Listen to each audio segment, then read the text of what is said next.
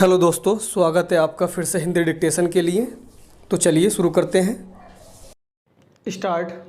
महोदय, मैं दिल्ली के संबंध में भी कुछ कहना चाहता हूँ। अब दिल्ली चूँकि केंद्र शासित क्षेत्र है और दिल्ली को केंद्र शासित क्षेत्र माना गया है, तो संभवतः दिल्ली वालों को यह आशा थी कि केंद्र से शासित होने से यहाँ पर उन्नति होगी और यहाँ के लोगों को कुछ सुविधा मिलेगी, संतोष प्राप्त होगा। किंतु मैं यह देख रहा हूँ और लोगों में भी यह भावना बढ़ती जा रही है कि जब से यह केंद्र शासित क्षेत्र हुआ है, तब से शासन में निरंकुशता आने लगी है और लोगों की ओर ध्यान कम दिया जाने लगा है। इसलिए मैं यह कहना चाहता हूँ कि दिल्ली प्रशासन के पुनर्गठन के ऊपर पुनः जोर दिया जाना चाहिए और हो सके तो उसके लिए एक समिति बैठा दी जाए और उसके लिए सोचा जाए कि दिल्ली का प्रशासन किस तरह का होना चाहिए। मैं चाहता हूँ दिल्ली के प्रशासन के संबंध में आप विचार करें। भ्रष्टाचार के संबंध में यहाँ बहुत कुछ कहा गया है, मैं पुनः उसको दोहराना नहीं चाहता, किंतु इतना अवश्य कहना चाहता हूँ कि आज देश में जनता का जो नैतिक स्तर है वह दिन प्रतिदिन गिरता जा रहा है। सरकार को यह सोचना चाहिए कि उनका वह नैतिक स्तर किस प्रकार उठाया जाए और किस तरह से लोगों की भावनाएं बदली जाएं, किस तरह से लोगों में अनुशासन रह सके। इसके लिए सोचना अत्यंत आवश्यक है।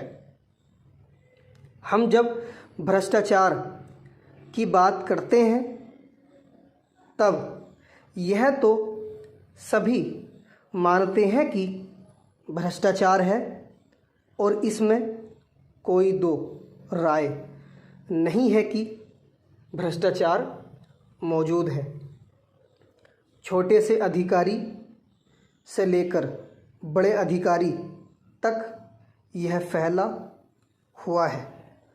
भ्रष्टाचार केवल प्रशासन में है ऐसी बात नहीं है, वरन यह लोगों में भी फैला हुआ है। जब करों की अदायगी का प्रश्न आता है तब लोग दो दो खाते बना लेते हैं और आयकर की चोरी करने का प्रयत्न करते हैं और कर से बचने के लिए भ्रष्टाचार करते हैं।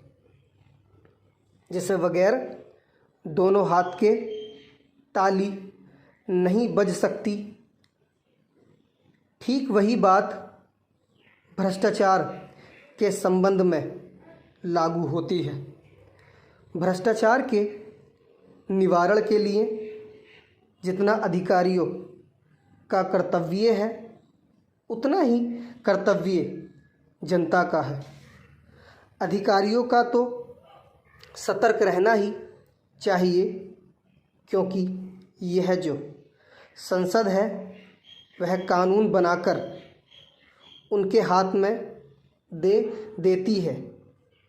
उसका कार्यान्वयन करने के लिए जनता और नौकरशाही को सहयोग से कार्य करना चाहिए। महोदय, प्रशासन का यह कर्तव्य हो जाता है कि वह सतर्क रहे और अधिकारी लोग अपने को निष्पक्ष रखें, किंतु जो जनता के अंदर एक गिरावट आती जा रही है वह भी एक देखने की बात है। इसलिए मैं चाहता हूं कि सरकार कोई ऐसा प्रयत्न करे जिससे कि भ्रष्टाचार को रोकने के लिए जो लोगों का नैतिक स्तर ऊंचा होना आवश्यक है उसको ऊंचा किया जा सके। उसके लिए जो भी वह कर सके करे। मुझे कहना तो बहुत कुछ था, लेकिन चूँकि मेरा समय समाप्त हो गया है, मैं अब और कुछ नहीं कहूँगा।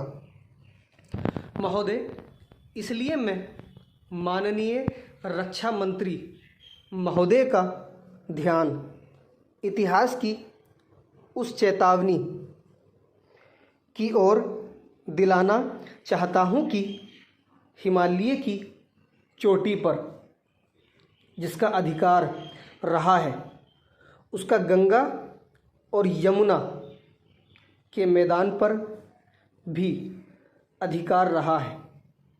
हम इस आशा में नहीं रह सकते कि हम दुश्मन को हिमालय की चोटी से उतरने दें और फिर मैदान में उसका मुकाबला करें। मुझे याद है कि कुछ वर्ष पहले प्रधानमंत्री जी ने बड़ी दृढ़ता के साथ यह कहा था कि हम हिमालय को दहेज के रूप में नहीं दे देना चाहते और यह नहीं कहना चाहते कि साहब आप टहलते हुए यहाँ आ जाइए। हम नहीं चाहते कि वहाँ पर कोई मुकाबला ही ना हो। मैं समझता हूँ कि अगर किसी भी सैनिक अधिकारी के दिमाग में अभी तक यह भावना है कि हम हिमालय की ऊंची चोटियों को छोड़कर नीचे मैदान में आकर युद्ध लड़ेंगे, तो उनको भ्रम में नहीं रहना चाहिए। यह एक घातक बात होगी, एक आत्मघाती नीति होगी। अगर एक बार चीन का हिमालय की चोटियों पर कब्जा हो गया तो चाहे वह बाद में नीचे हम पर हमला ना भी करे, किंतु वहाँ से हम उसको कभी भी हटा सकेंगे। इसलिए इस संबंध में स्पष्ट निर्णय किया जाना चाहिए। इसके बाद में मध्यवर्ती क्षेत्र के बारे में कुछ कहना चाहता हूँ। पिछली बार जब चीन ने बड़े पैमाने पर आक्रमण किया था तो लद्दाख में और पूर्व में नेफा के इलाके में किया था। मध्यवर्ती क्षेत्र में मिडिल सेक्टर में लड़ाई नहीं हुई थी, लेकिन मेरा अपना अनुमान है और बहुत से लोगों को इस बात की आशंका है कि अगर अब कभी चीन ने दोबारा हम पर आक्रमण किया तो वह मिडिल सेक्टर में करेगा। इसके कई कारण मालूम पड़ते हैं। स्टॉप।